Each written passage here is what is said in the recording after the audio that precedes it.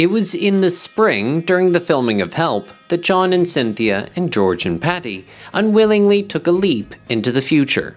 George had become friendly with the Beatles' London dentist, Eric Cousins.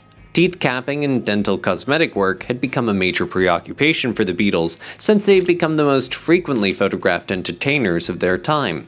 Cousins was doing a bang-up business with all four of the Beatles and their wives. The Beatles considered the dentist somewhat of a hipster swinger and were suspicious of his desire to be socially friendly with them. But after much insistence, George and John accepted an invitation to dinner at his flat. The four guests remember seeing the sugar cubes all neatly lined up on the mantelpiece on the lounge as soon as they arrived, but no one ever mentioned them.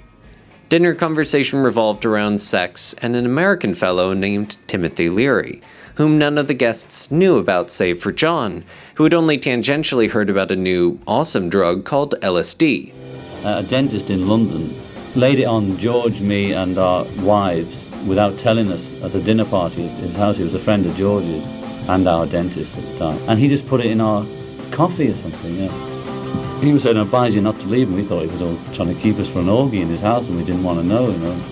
I mean, it was insane going around London on it, and we thought when we went to the club, we thought it was on fire, and we were cackling in the street, and then, you know, people were shouting, let's break a window, you know, we were just insane. I mean, we just had our heads, and finally we got in the lift, and we all thought there was a fire in the lift. It was just a little red light, and we were all screaming like that.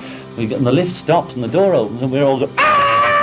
And we just see that it's the club, and then we walk in, you know, sit down, and the table's elongated. It was only a table like this with four of us around, but it went this long.